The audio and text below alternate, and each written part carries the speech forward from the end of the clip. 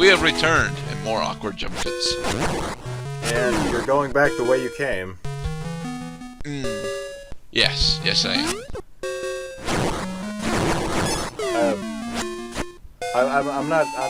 I'm not clear on exactly what screen we left from. Could you not proceed from that screen? Indeed, I could not, because there's a dead end there. You see, in order to actually go through here, you have to go down. Ah, I see. God damn it! I hate those bushes. Because as soon as you get in their path, they jump at you. Yes. Hello, magical owl. Owl, tell me things. Fuck you, owl. That's kind of creepy. Feed me, mystery seeds. Feed me. So now we have to actually go all the way back home. Yeah. I should have cut this part, but yeah, it's okay, Gradot. If anything, we can use this as the grounds for our criticism of this part. They should have given you a shortcut, but they didn't. well, it's not really all that far. And to be fair, if we had the Roc's Feather like we're literally supposed to at this point, we would have a shortcut. Well, yeah, but here's the thing. Once you get the Roc's Feather, they do just give you a shortcut out of here. I forgot about this. But, okay, here's the thing about these pits. Once you have the Roc's Feather, you don't have reason to ever go back there. Indeed. So you don't. Unless you're really that curious about if there's anything else in that area. Hey, Queen Ambi. Oh my god. Queen Ambi's headdress has always bothered me. It looks kind of like, not Nurse Joy's headdress, but it kind of like a nurse. Yes, I most certainly can see the Nurse Joy headdress. All of these sprites are really basic. That's true. Although she also has the super tassels for some reason. They're not really tassels, no. Queen Ambi also looks nothing like her sprite. I mean, she looks like she's wearing a goddamn, lycra turtleneck, I think. If I remember correctly. Will that boy be able to return? Yes, Your Majesty. Yes, Your Majesty. I'm gonna say that all the way from over here.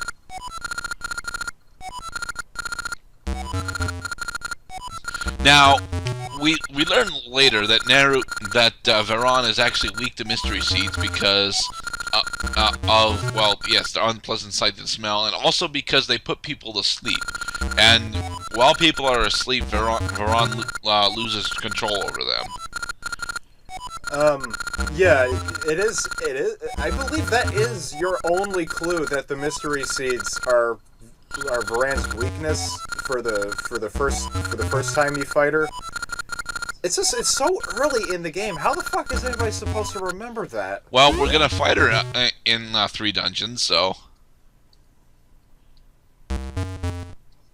Sprite's shaking because she's laughing so hard. The Age of Shadow, but it is still premature.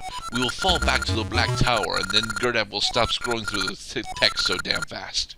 I read everything. I didn't. You may go now. Don't ever come back. Because if you do, we'll kick your ass out. Alright, so now enemies and other various parts around the world can have a small chance of actually dropping bombs. A very small chance, mind you, but a chance nonetheless. Bombs are one of the rarer drops that can be had. Yay! Found another fairy. Yeah, it kind of sucks that. Oh, hello, Maple. It kind of sucks that you don't have the bow and arrow in this game. So many hearts. You almost killed me, you wench!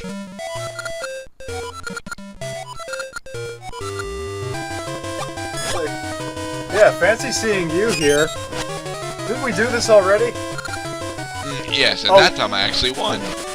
No, actually, wait. If we're in the past, that means that this actually happened first. No. Maple did travel through a time portal. No, but I'm saying, like, chronologically, like, this would have to have happened first, because this is in the past. Yes, but Maple is from our timeline, the present. Right. But you see what I mean, though? Yes. However, Maple would have no recollection of us doing this because it just now happened. Okay, alright. So you're talking about from her perspective as she experienced it, not necessarily as the world, had it happen. Right. Oh god, these things. Now there are two ways to deal with these things. Either using the shovel or your shield. You can shovel these guys? Yes, you can shovel these guys. Oh my god! The shield is a much better way of doing it, though. Well, you just want to show how clever you are. And this particular puzzle, I spend way too goddamn long doing. Yeah, this one's not quite as simple as the first iteration we saw in the first dungeon. You have to use strategy. Fuck. Yes, I jump cut. Oh my god, you were stuck here for 6 minutes? Yes, I was stuck here for 6 minutes. This was the longest part of the dungeon. No, now the red face will show up. Yep, there you go. And odds are fun. What's next? I'm working on the railroad. Snakes all over the place. Wing Dungeon is actually one of my least favorite dungeons in the game. Not because of its difficulty, but because of its length. This dungeon takes forever.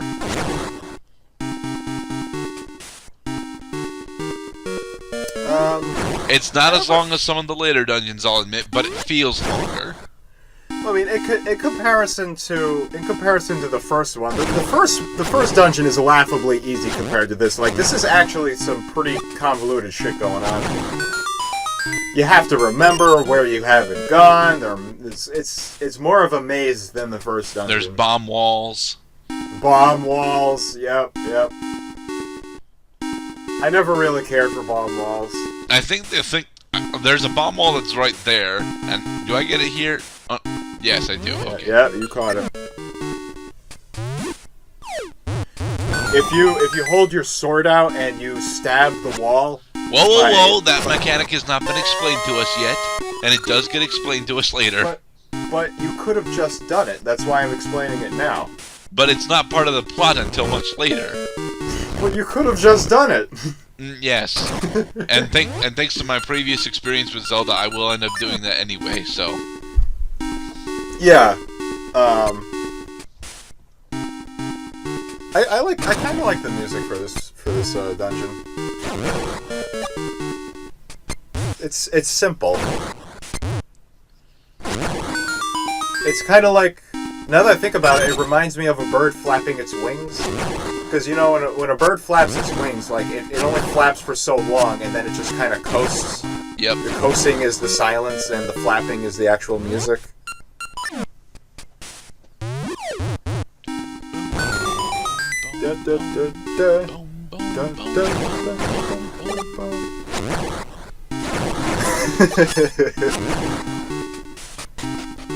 Oh look, more 2D platforming. Oh great.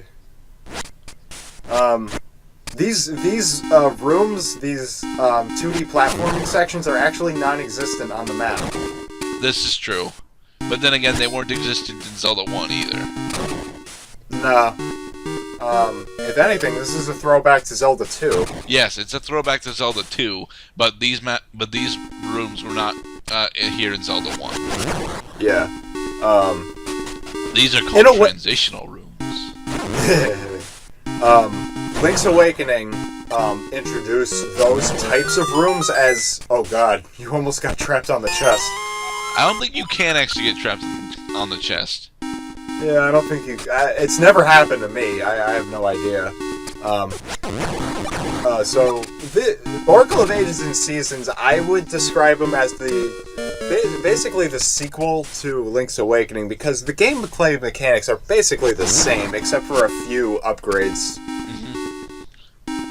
Like scrolling!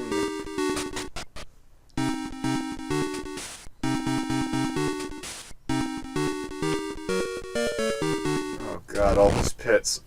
I feel so inadequate.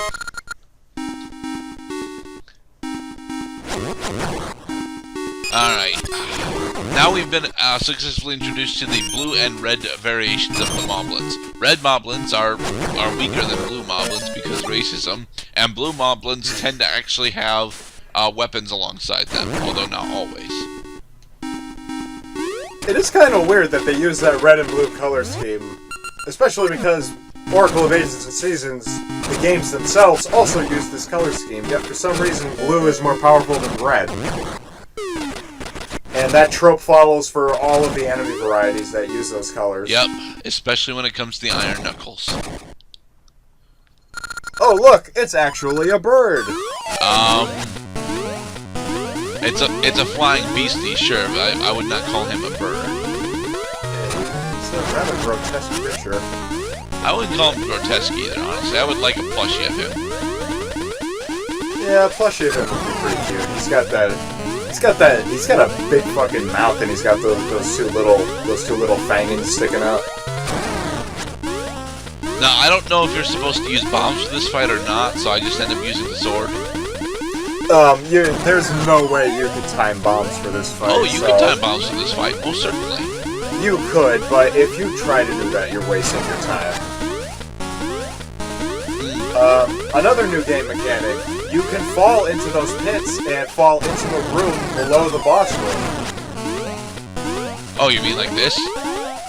I didn't know you were gonna do that.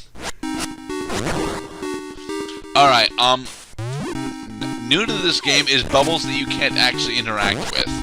These bubbles are here, they're not going anywhere, and you can't do anything to them. Right. Versus the other bubbles that you can hit with mystery seeds and turn them into fairies. Yes, unfortunately, I don't think that particular mechanic is actually in this game. Because, okay, yeah, that's fair. I kind of like bosses like these. Like, you sort of have a time limit, for killing him, because if you take too long, then he eliminates all the platforms. He should never take that long. Nah. This block has a keyhole in it. I wonder what I'm supposed to do. Go down here and kill more old men in green robes. Yeah, that's true. They do use the same robes as the old men. Ow! Fucking arrows! No, those are spears. Oh, you guys are so smart.